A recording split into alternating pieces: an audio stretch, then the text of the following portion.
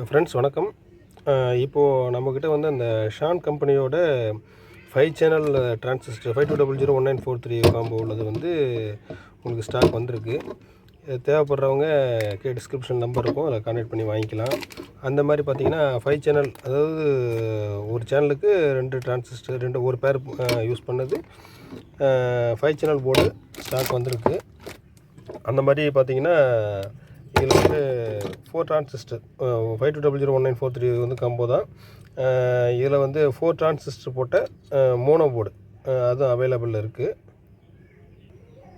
அது மாதிரி இது 4 டிரான்சிஸ்டர், இது வந்து ஸ்டீரியோ போர்டு, இதுவும் ஷான் கம்பெனி தான். இதுவும் அது எல்லாமே நம்ம ஸ்டாக் அவைலபிள் இருக்குது.